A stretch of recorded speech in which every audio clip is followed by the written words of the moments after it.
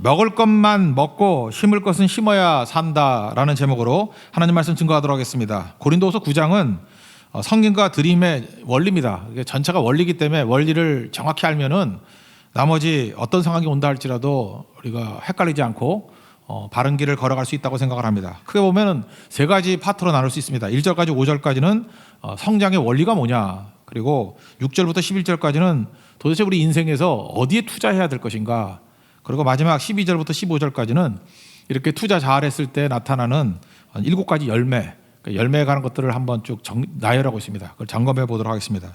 차례대로 살피겠습니다. 첫 번째 성장의 원리인데, 약한 신앙은 섬김과 드림을 통해서 성장한다는 것입니다. 이게 1절부터 5절까지 말씀이에요.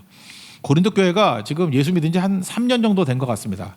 근데 이 교회는 믿고 이렇게 성장하는 과정 속에서 큰 넘어짐이 있었죠. 문제를 많이 일으키고, 사도 바울이 뭐 사도도 아니다 뭐 이런 거 의심하고, 또 뭐 선지자들이 와가지고 뭐 얘기하면 다 흔들리고, 그러니까 초신자들이 좀 그렇잖아요. 근데 이 교회는 많이 흔들렸던 교회라는 것입니다. 그래서 사도 바울이 지금 믿음 안에서 잘 성장되기를 원한다. 그래서 성장에서 필요한 건 뭐냐? 성김과 드림이 꼭 필요한 것이다. 그리고 8장에 보면은 고린도 교회를 성장시키기 위해서 예를 들었습니다. 마게도냐 교회, 그러니까 뭐 빌립보 교회라든지 데살로니가 교회겠죠. 이 교회가 예루살렘 교회가 기근을 당해서 어려움 당한다 그러니까 얼마나 잘 헌신했는지 아느냐, 이렇게 설명을 해줬더니 이 고린도 지역을 아가야라 그러거든요. 특별히 그거를 역사상에서는 펠로폰네소스 반도라 그래요. 펠로폰네소스 전쟁이 있었죠. 그 지역을 아가야 지역이라 그래요. 그리스 남부 쪽. 그러니까 지금 우리가 아마 여수 쪽 정도 되는 거, 한반도로 본다 그러면 거기에 고린도가 있거든요. 거기 고린도에 있는 사람들이 자극을 받았어요. 그래서 우리도 하면 되죠. 우리도 뭐 우리 더 부자 아니에요. 그래서 헌신하게 되었다는 것입니다. 그래서 사도 바울이 너무 기뻐서 그 얘기를 듣고 다시 북쪽에 있는 마게도냐 교회를 향해서 자랑을 했다는 거예요. 야, 그거 대단하다. 그랬더니 고린도 교회로 말미암아 북쪽에 있는 마게도냐 교회들도 오히려 자극받고 분발하게 되더라. 선순환이죠.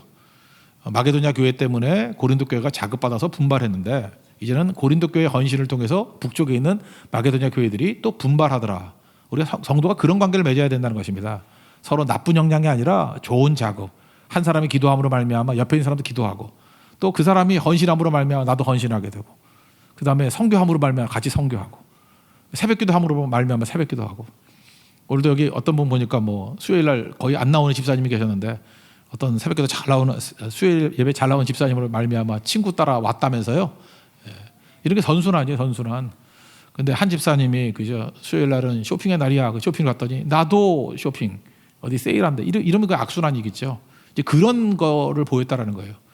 그러니까 수요일 날 계속 잘 나오는 집사님은 마게도냐 집사님이고, 그죠? 안 나오다 나온 집사님은 고린도 집사님, 그죠?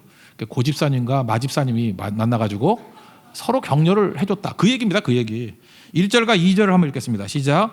성도를 섬기는 일에 대하여는 내가 너희에게 쓸 필요가 없나니 이는 내가 너희의 원함을 알미라. 내가 너희를 위하여 마게도냐인들에게 아가야에서는 1년 전부터 준비하였다는 것을 자랑하였는데 과연 너희의 열심이 퍽 많은 사람들을 분발하게 하였느니라. 그런데 이제 걱정이 되는 게 그거예요. 내가 너희 자랑했는데 너 그러다가 안 하면 어떡해? 그런 거죠. 고린도 교회 말만 하고 안 하면 어떡해?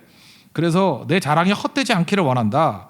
그래서 이게 임박해서 닥쳐가지고 이렇게 일하려고 그러지 말고 미리미리 준비하는 과정이 필요하다라는 거예요. 그래서 하나님 앞에 헌신과 드림을 어떻게 헌신과 드림을 하느냐에 따라서 이 컬러가 달라지는 거예요. 사람이 그렇습니다. 그 드림과 헌신이 어떤 형식이냐에 따라서 그 믿음의 결과도 달라져요. 불규칙적으로 드리는 사람은요, 자기 헌신도 불규칙적이 돼요. 참 묘하죠. 규칙적으로 드리는 사람은 규칙적이 되고요, 타협하지 않고 하는 사람은 타협하지 않는 결과를 나타내요. 그러니까 이 헌신의 과정이 나의 인생을 결정짓는다는 것입니다. 형식적인 드림을 맨날 드리는 사람은요, 형식적인 신앙이 돼요. 남의 눈을 의식해서 이렇게 형식적으로 하는 사람들이 있죠. 그러면 자기 신앙도 형식적인 신앙이 돼버린다는 것입니다. 희생 없는 신앙은요, 자기 신앙도 희생 없는 신앙으로 고차가 돼버려요. 그래서 과정이 굉장히 중요한 거예요. 어떤 과정을 겪었느냐. 솔로몬과 다윗의 차이점을 든다 그러면 사실 솔로몬은 과정이 없었잖아요. 그러니까 뭐 맨날 넘어지고 깨지죠. 다윗은 과정이 있었잖아요. 그게 광야거든요. 과정에서 철저하게 하나님 앞에 훈련받고 순종했더니 그게 아름답지 않았느냐. 지금 이게 짧게 얘기하지만 지금 고린도 교회를 향해서 얘기하는 게 뭐냐. 헌신과 드림에 대해서 너희들도 과정이 필요하다. 그죠? 무턱대고 하지 말고 잘 준비되는 과정을 갖기를 원한다. 이게 일종의 숙성의 시간이에요. 숙성의 시간이라는 건 무엇입니까? 하나님 말씀을 품거나 이렇게 맡기고 있을 때에 시간이 필요하다는 거예요. 그래서 제가 스키마라는 단어를 썼죠. 스키마. 스키마가 뭐예요? 숙성의 시간이거든요. 어떤 때는 어떤 그 결과가 나올 때까지의 배경적인 시간이 좀 필요하다라는 거예요. 여러분 그 대표적인 게 스키마로 말할 때 대표적인 사람이 누구냐 하면은 그게 갈렙이죠. 갈렙이 여호수아 14장 같은 데 보니까 이 산지를 내게 주십시오. 내가 능히 이길 수 있습니다. 라고 말한 게 뭐예요? 45년 전에 자기가 40살 때 그 여호수아 1장에 나오잖아요. 내 발바닥으로 밟는 땅은 다 너에게 주겠다라고 하는 말씀을 믿었어요. 믿고 마음에 품고 계속 준비하고 있었다고요. 45년 동안. 그러다가 이제 기회가 온 거예요. 그래서 45년 만에 품고 있던 말씀을 외치는 거예요. 주께서 말씀하시기를 발바닥으로 밟는 땅을 다 주신다 그랬으니까 저들이 아무리 세다 할지라도 능히 승리할 거라고. 이 산지를 내게 주소서. 이게 바로 뭐예요? 이게 스키마예요. 45년 품고 있는 말씀. 저는 설교할 때도 그게 많이 적용이 되는 것 같아요. 예를 들어서 뭐 새벽기도 준비라 그러면 저녁까지 준비를 다 해놔요. 해놓고 난 다음에 그때도 뭐 정리할 수 있겠죠. 근데 그때는 그냥 저는 그냥 초벌구이라고만 그러는데 그냥 자료만 쭉 놔둬요. 그리고 자요 무조건. 그 저녁에 중요하다고 생각되는 게 아무 생각도 없이 자거든요. 근데 아침에 딱 깨놓으면 벌써 묵상하고 있었잖아요. 그 말씀이 묘하게 이렇게 정리가 돼요. 버릴 건 버리고 붙들 건 붙들고 이렇게 차분하게 정리가 돼 있어요. 막 쌓여있던 것이 정리가 돼 있어요. 그게 스키마거든요.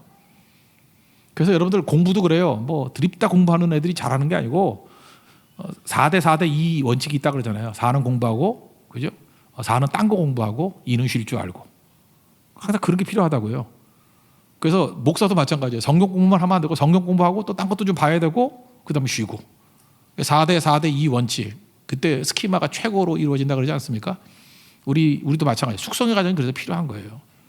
그래서 하나님 말씀을 듣고 이렇게 가만히 하나님 바라보고 있는 거, 기다리는 시간, 이게 굉장히 중요한 것입니다. 그때 잠잠히 있어라. 하나님이 일하신다. 그걸 깨닫게 된다는 거죠. 그러니까 지금 헌신을 다짐했습니다. 그리고 난 다음에 뭐예요? 준비하는 과정을 통해서 그 마지막 그 헌금 드리고 헌신하게 될 때까지 숙성의 기간이 있어야지만 성장할 때 도움이 된다. 이걸 원리 원칙으로 말하고 있다라는 것입니다. 이 원칙이기 때문에, 원리이기 때문에 뭐 여기저기 다 적용되겠죠. 공부도 이런 식으로 해야 될 거고, 숙성의 기간이 있게, 헌금도 이렇게 해야 될 거고요. 헌금도 이런 거죠. 옛날 분들은 그랬잖아요. 뭐 와가지고 호주머니 뒤져가지고 헌금한 게 아니고 미리미리 준비했잖아요. 그래서 헌금은 준비하라 그러잖아요. 준비된 헌금이 돼야 된다고. 왜요? 그게 숙성이 되는 거거든요. 그래서 재물 준비와 함께 자기 몸을 드리는 거예요. 자기 인생을 드리는 거라고. 그게 굉장히 중요한 거겠죠. 남녀지간에 교제하는 분들이 요즘에 꽤 많이 있는 것 같은데, 전 그래요. 너무 일찍 사람들에게 알리지 말라고 전 얘기를 해요. 왜냐하면 너무 일찍 알려버리면은 분명히 방해하는 사람 나와요. 그 중간에 방해하는 사람 나오고, 또 하나가 깊어지는 시간이 없잖아요. 다 떠벌려 버리면 남의 시선에 맞춰가지고 행동을 해야 되잖아. 그러니까 그게 깨지게 돼 있다고요. 별로 좋지 않아요. 그래서 숙성의 기간이 언제나 필요하다라는 것입니다. 그리고 분명히 양가 부모님들의 뭐 다 찬성만 하겠어요? 반대 뭐 이런 거 있을 거 아니에요? 그걸 설득해 가는 과정 속에서 자기가 다듬어지는 거예요. 되게 중요한 겁니다. 근데 철없는 애들, 쪼다 같은 애들은 뭐 만나자마자 일주일 만에 떠들고 그러니까 맨날 뭐 만났다 해도 가벼운 인간 돼버리는 거죠. 그죠? 그게 숙성의 그 시간, 이게 또 어떤 의미에서 침묵의 시간, 이런 것들이 반드시 필요하다는 것입니다. 그거 아니면 안 되는 거죠. 내면화되는 것들이 필요하다는 거예요. 오늘 성장을 위해서 필요한 것들이 뭐냐? 성인과 드림이라는 작정한 거를 그저 이렇게 미리미리 준비하는 걸 통해서 숙성의 기간이 필요하다. 이거를 계속해서 우리에게 말해주고 있다라는 것입니다. 우리 그 내용을 한번 읽읍시다. 3절부터 5절까지 읽겠습니다. 시작. 그런데 이 형제들을 보낸 것은 이 일에 너희를 위한 우리의 자랑이 헛되지 않고 내가 말한 것 같이 준비하게 하려 함이라. 호 마게니아인들이 나와 함께 가서 너희가 준비하지 아니한 것을 보면 너희는 고사하고 우리가 이 믿던 것에 부끄러움을 당할까 두려워하노라. 그러므로 내가 이 형제들로 먼저 너희에게 가서 너희가 전에 약속한 연보를 미리 준비하게 하도록 권면하는 것이 필요한 줄 생각하였노니 이렇게 준비하여야 할 참 연보가 답고 억지가 아니니라. 그러니까 닥쳐서 하지 말고 준비하는 기간, 그게 숙성의 시간이 될 수 있다. 이런 대원칙을 얘기해 주고 있습니다. 이건 여러 가지에 다 적용되는 겁니다. 두 번째 패러그래프는요, 6절부터 11절까지인데 성린과 드림이 뭐냐는 거야. 이게 우리는 이걸 지출 목록이라고 생각하죠. 이렇게 뭐 내 소득에서 지출하는 거다. 그게 아니라 쌓아두는 목록이다 이런 얘기예요. 어디에요? 하늘나라에 하늘에 쌓아두는 목록이다. 그래 이걸 지출 목록이라고 생각하니까 내 거죠, 내 거. 내 거라고 생각하기가 지출 목록이지. 그런데 하늘에 쌓아두는 목록이라고 생각하면서 청지기 의식을 갖고 있을 때 이런 마음이 생긴다라는 거죠. 그리고 이렇게 성gin과 드림이 있을 때 마음을 다해서 하라는 거예요. 마음을 다해서. 여러분 한번 생각해 보세요. 어떤 걸 누굴 구제해 준다 그러는데 뭐 돈이 있을 때 이렇게 돈 던져준다고 그래봐. 얘따 하고 5만 원짜리 뭉치 하나 딱 던져줘. 그죠? 그러면 그 돈이 아무리 필요한 사람이라 할지라도 거기서 무슨 기쁨이 있고 무슨 위로가 되겠어요. 그래서 도와주는 사람일수록 겸손해야 돼요. 그죠? 마음을 담아서. 근데 사람이 제일 힘든 게 뭐냐면 인색함, 억지로 하는 것 같이 하는 거. 그때는 관계를 깨버리고 사랑을 깨버리게 된다라는 것입니다. 그러니까 마음을 담아서 하라 그런 얘기죠. 그래서 성gin과 드림 청지기 의식을 가지고 우리가 어떤 거 해고 통지 받은 청지기잖아요. 그러니까 내가 받은 걸 갖고 이렇게 잘 섬기게 될 때 하나님의 원리예요. 네가 가진 거 갖고 이렇게 잘 섬기지. 그러면 더 부어준다는 거예요. 8절 같은 데 보니까 최대를 강조해요. 그래서 넘치게, 넉넉하게, 넘치게, 뭐 모든 뭐 이런 단어. 그죠? 이렇게 최대치를 강조하는 단어가 원어에 보면은 한 6번 정도 강조가 돼요. 넉넉하게, 뭐 넘치게. 6절부터 9절까지 읽겠습니다. 시작. 이것이 곧 적게 심은 자는 적게 거두고 많이 심는 자는 많이 거둔다 하는 말이로다. 각각 그 마음에 정한 대로 할 것이요 인색함으로나 억지로 하지 말지니 하나님은 즐겨내는 자를 사랑하시느니라. 하나님이 능히 모든 은혜를 너희에게 넘치게 하시나니 이는 너희를 모든 일에 항상 모든 것이 넉넉하여 모든 착한 일을 넘치게 하게 하려 하심이라. 기록된 바 그가 흩어 가난한 자들에게 주었으니 그의 의가 영원토록 있느니라 함과 같으니라. 이건 원리라는 거예요. 단회적인 게 아니라 하나님의 원리다. 그러니까 하나님께서 우리에게 맡겨주신 청지기 직분이 있잖아요. 내 게 아닌데 주인 걸 맡고 있는 거잖아요. 뭘 해요? 누가복음 16장 같이 빨리 탕감해 버리고 나눠주고 빨리빨리 그렇게 하라는 거예요. 하늘에 쌓아두라는 거죠. 그래서 마태복음 6장 19절을 보니까 너희를 위하여 보물을 땅에 쌓아두지 마라. 땅에 쌓아두면 반드시 어떤 일이 벌어지냐. 좀, 동록, 도둑이 와서 구멍 뚫고 도둑질한대요. 땅에 쌓아두면요 반드시 좀과 동록이 와요. 반드시 누가 훔쳐가든지 뭐 도둑이가 훔쳐가든지 없어지든지 변질되든지 가치가 떨어지든지 그런다라는 거예요. 그러니까 할 일이 뭐예요? 오직 보물을 하늘에 쌓아둬라. 거기 좀도 없고 동록도 없고 최고의 가치가 나온다. 도둑질할 수도 없다. 그러니까 하나님 앞에서 이런 부분을 해야 된다. 여러분들 우리가 해고 통지 받은 게 얼마 안 난다는 거 어떻게 알죠?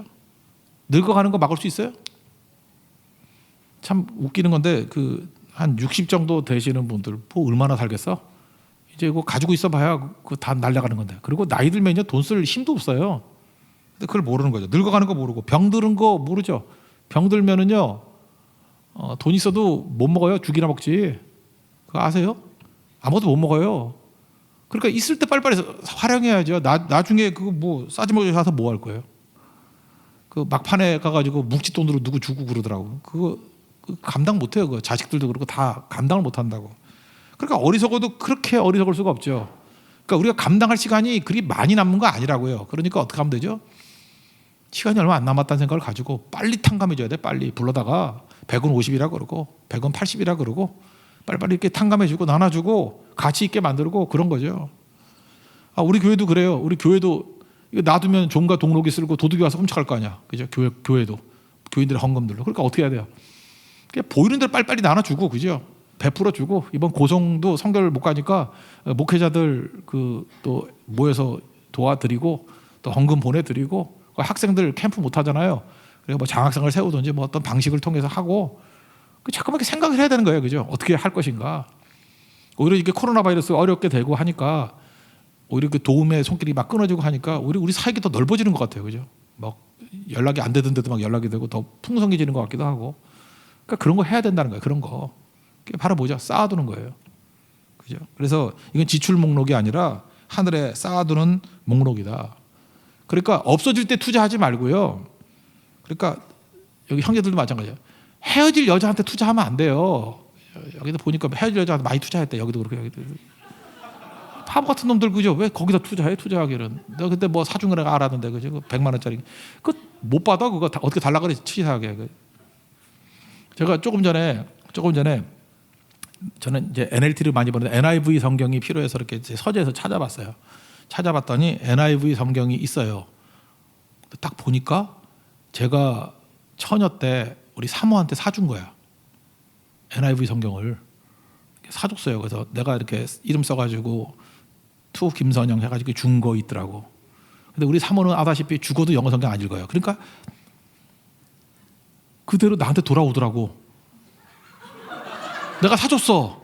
근데 그대로 내가 돌아와서 사줬다 그래서 생색 다 내고 지금 내가 읽고 있어요.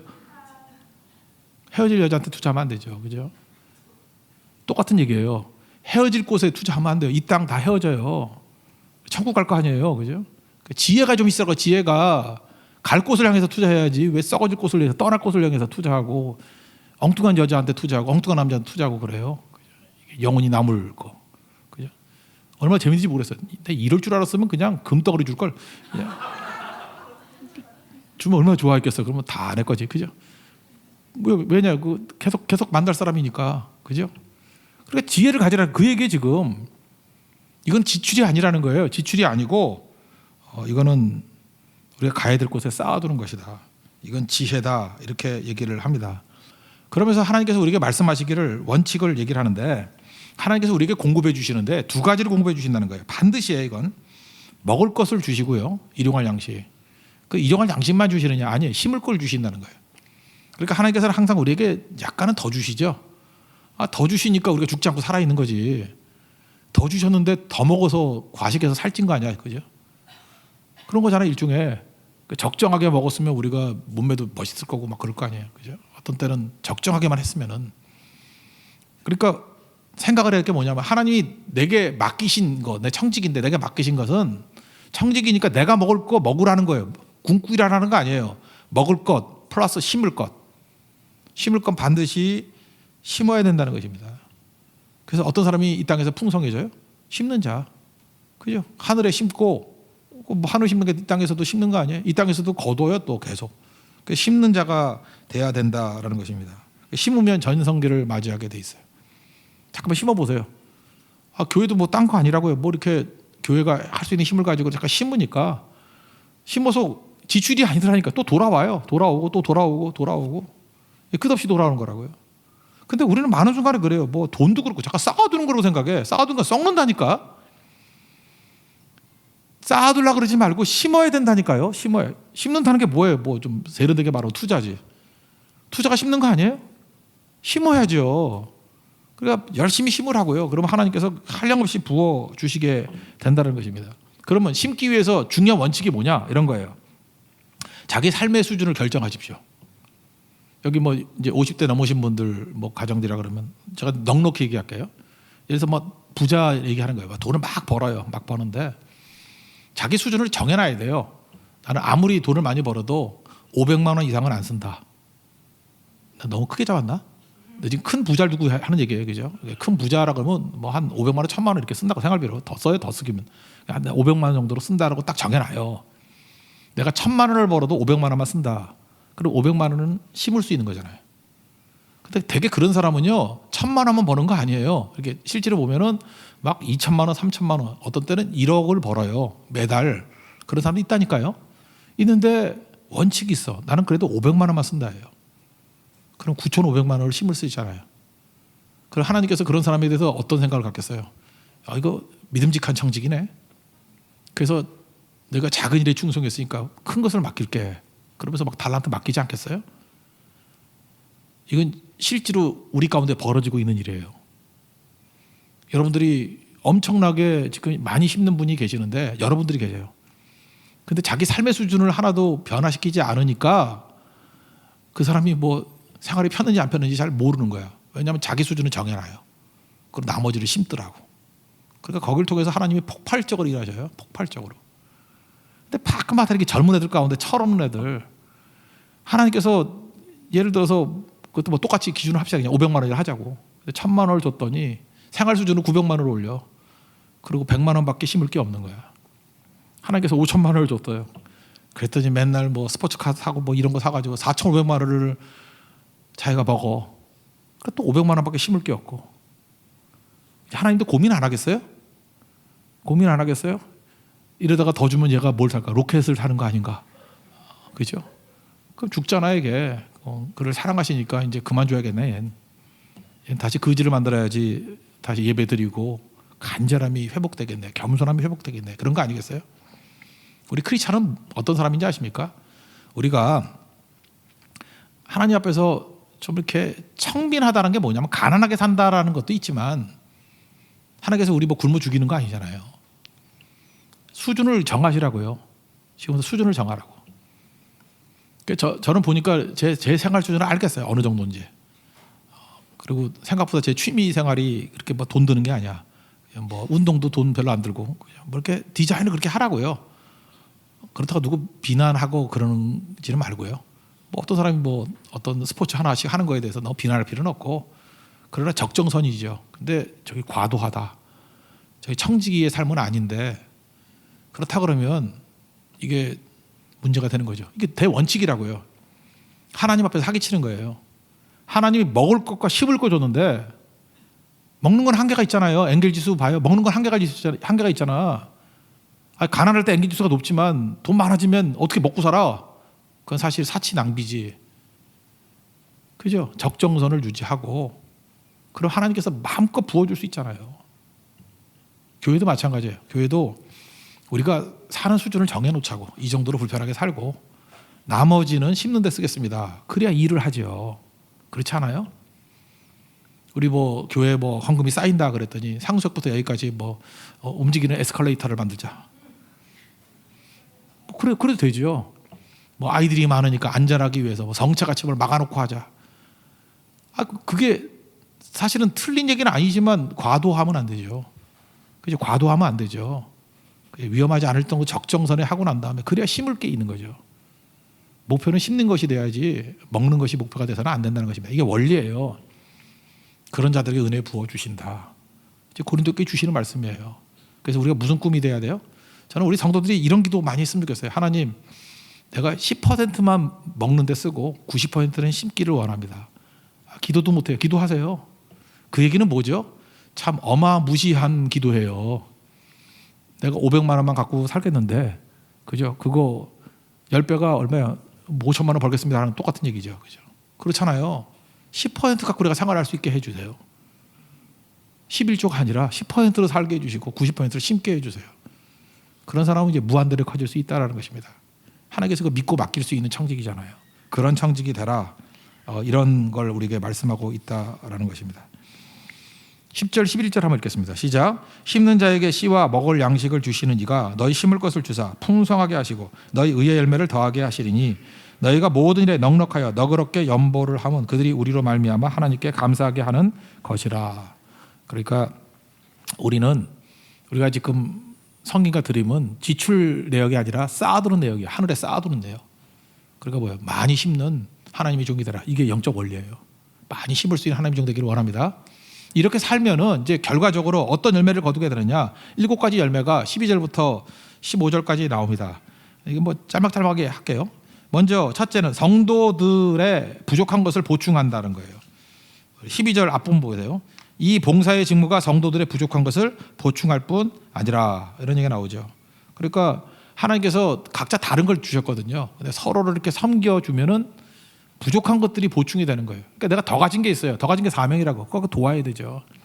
지난주 젊은이 예배 때 제가 그 어떤 목회자가 쓰신 따로 또같이라는 부제는 동행의 법칙이에요. 이런 제가 시를 하나 설명했는데 시지만 설명을 해드릴게요. 태어나서 죽을 때까지 왼손은 왼손, 오른손은 오른손이다. 맞죠? 살아있는 동안 왼손은 왼손의 길을 걷고 오른손은 오른손의 길을 걷는다. 그것도 맞죠? 그러나 따로따로 놀아서는 안 된다. 왜? 한 몸이기 때문에. 그러면서 이제 구체적인 적용을 하는 거예요. 한 몸이 오른손과 왼손이 각각 지쳐서 어떻게 일하는 것이냐. 일할 때 작은 일 따위는 각자 알아서 하라. 뭐 지저분하게 조그만 일 갖고 뭐 협력 그러고 뭐 이러지 말고 그냥 알아서 처리해요. 각자 노생하라고. 그죠? 징징이 되지 말고 뭐 자기가 할 수 있는 거 자기가 해야지. 작은 일은 자기가 할 수 있는 거 자기가 해야 돼요. 잠깐만 작은 일 갖고 도움 받으려고 그러면 그건 거지근성이지. 그죠? 그러고 살아야 된다는 거예요. 그러나 무거운 항아리를 들 때는 함께 들어야 되죠. 오른손과 왼손이 함께 할 수 있는 게 뭐예요? 무거운 항아리 들 때 함께 해야 되죠. 더 무거운 항아리는 두 사람이 함께 들어야죠. 오른손, 나의 오른손 왼손, 너의 오른손 왼손 다 필요한 거라고요. 그러나 맞잡지는 말아야 될지니 우리가 교제에 좋아한다고 예루살렘 교회 같이 맨날 손 맞잡고만 다녀. 이를 언제? 맞잡을 때는 오로지 기도하고 예배할 때만 맞잡는 거고 그 다음에는 요즘엔 사회적 거리 그러잖아요. 사회적 거리가 아니라 사역적 거리가 필요해. 웬만큼 떨어져서 물건 들 때만 사역 앞에 손을 대는 거예요. 같이 집중해서 같이 드는 거지. 손 맞잡을 때는 이건 예배와 기도할 때예요. 일할 때는 너무 가까이 있는 거 아니라고. 참 너무 의미가 깊죠. 이게 따로 또 같이 동력의 원리다. 저는 이게 굉장히 중요하다고 생각을 합니다. 하나님 앞에서 이런 것들 꼭 해야 된다는 거예요. 우리 부족함들을 오른손과 왼손 같이 보충하려 함이라. 그래서 옆 사람이 필요해요. 너 돈 많으니까 좋다. 징징대면서 내 거 아니에요. 내가 벌어서 내가 뛰어야지요. 그래 더 큰 사역이 있을 때 있잖아요. 그저 누구 섬기고 뭐 선교하거나 할 때 그때 더 많은 힘이 있는 사람들 그것도 받을 수 있는 거죠. 그죠? 그렇게 할 수 있는 거고 또 어떤 크나큰 일을 할 때는 서로의 손, 오른손과 왼손이 다 합쳐져 가지고 그 일에 집중하는 거. 그래서 일을 이루어내는 거. 그리고 예배드릴 때 두 손을 잡지만 또 각자 작은 일들은 오른손은 오른손의 일, 왼손은 왼손의 일을 하는 거. 그게 교회입니다. 저는 기가 막힌 얘기라고 생각을 해요. 하나님 앞에서 이 동역의 원리를 깨닫는다 그러면 서로 부족한 것들을 보충해가면서 하나님의 일을 충실히 할 수 있다고 생각합니다. 여러분 자기 일을 할 뿐만 아니라 협력해서 또 잘하고 손잡아서 같이 예배와 기도 드릴 수 있는 하나님의 거룩한 종 되기를 바랍니다. 그 다음에 두 번째 내용은 뭐냐? 하나님께 감사한다는 거예요. 하반절 보시면 사람들이 하나님께 드리는 많은 감사로 말미암아 넘쳤느니라. 자기 이익을 추구하지 않고 자기를 부인하니까 감사가 넘쳐난다는 거예요. 그 교회는 따뜻함이 있겠죠. 그러니까 감사하면 어떤 일이 벌어진다 그래요. 맨날 듣는 얘기잖아요. 피어리드로 끝나는 게 아니라 마침표로 끝나는 게 아니라 쉼표가 된다고. 감사하면 거기서 끝이 아니에요. 또 다시 시작되는 거예요. 새로운 게. 그러니까 뭐 열매 여기서 끝나는 게 아니죠.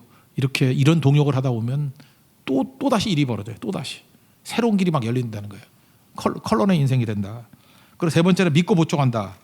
알고 하나 믿고 하는 거죠. 13절 보세요. 이 증거를 삼아 너희가 그리스도의 복음을 진실히 믿고 복종하는 것과 우리 지난주에 설명했죠. 0차원 점이 믿고 순종하면은 1차원이 되죠. 아브라함이 갈 바를 알지 못했는데 내 본토 친척 아비 집을 떠나 내가 네게 지시할 땅으로 가라라고 발걸음을 나누니까 1차원의 인생을 살죠. 그 원리대로 또 사니까 면이 되죠. 2차원이 되죠. 3차원은 뭐라 그랬어요? 우리가 이 땅을 살아갈 때 가장 인간적으로 가장 그 인간답게 살 수 있는 방법이 뭐예요? 이웃이에요. X축, Y축, G축. 이웃이 있어야만 입체적이 돼요. 충만해진다고. 그리고 또 하나의 축이 뭐예요? 이웃. 또 하나가 하나님. 영적인 거. 이게 4차원이에요. 그러니까 우리 성도들은 주로 어떻게 살기를 원하는 거예요? 거의가 3차원 아니면 4차원을 사는 거예요. 3차원은 이웃을 섬기는 거니까 믿지 않는 사람들도 3차원에 살기 때문에 알아. 참 잘 사네 그래요. 그래서 이웃 섬기는 것까지만 잘 사네예요. 근데 그들은 모르는 게 뭐죠? 4차원의 세계를 몰라요. 영적인은 영적으로야 분별하느니라. 성령의 세계, 기도의 세계, 예배의 세계가 뭔지를 모른다고. 그러니까 우리 성도들이 어디로 집중해야 됩니까? 내가 있는 차원 말고 그 다음 차원으로 가기 위해서는 믿고 복종하는 게 필요해요. 믿음이 없이는 절대로 그 다음 차원으로 갈 수가 없다고. 그래서 여러분들 커지기를 원하십니까? 믿고 순종하십시오. 믿음의 발걸음을 내디뎌야 된다는 거예요. We live by faith. 믿음으로 살아야 됩니다. Not by sight. 보는 걸로 살면 3차원 이상 못 가요. 믿음으로 가야 영적 세계로 들어가고 하나님의 세계로 들어가고 성령의 세계로 들어갈 수 있다는 것입니다. 그래요. 보세요. 이게 지금 성김과 헌신 이게 믿고 하는 거지 이거 무슨 뭐 보상 바라보고 하나?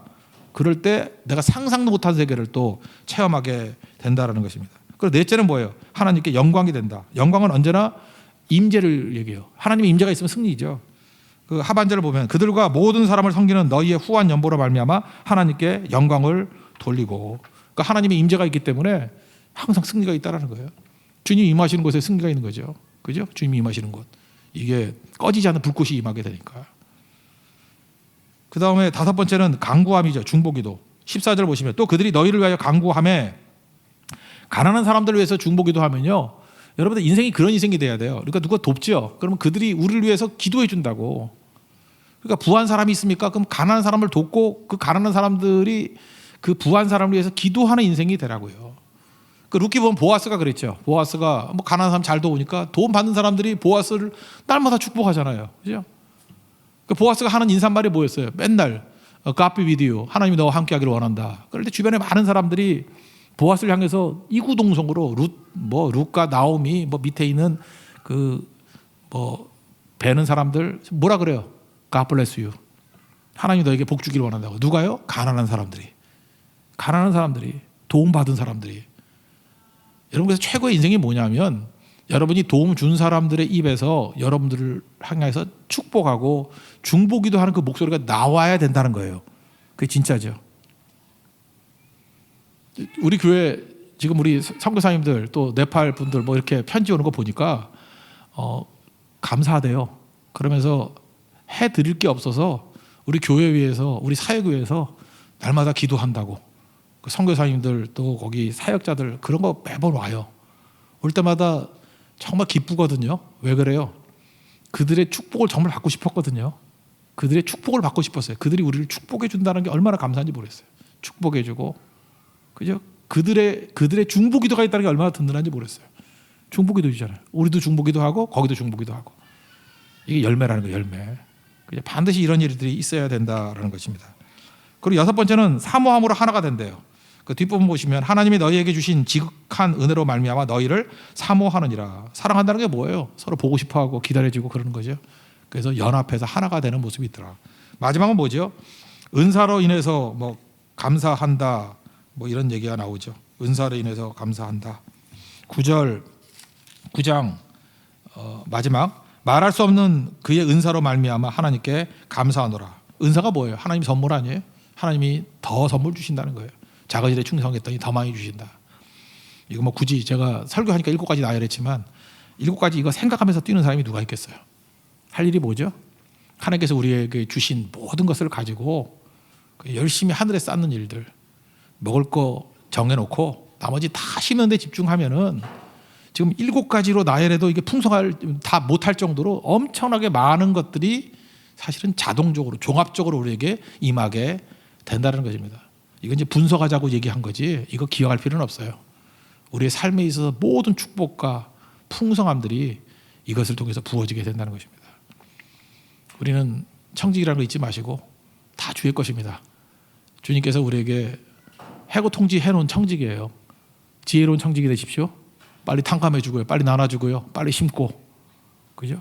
그러면 우리도 풍성할 뿐만 아니라 그들도 풍성해지고 서로가 다 살아나는, 그래서 마귀의 나라를 무너뜨리고 하나님의 통치가 이루어지는 나라가 임하는 일들이 벌어지게 된다는 거예요. 이것이 우리 속에서 그대로 실증되고 열매를 거둘 수 있는 하나님의 종되기를 축원합니다. 자리에서 나가겠습니다. 은혜 아니면 찬양하겠습니다.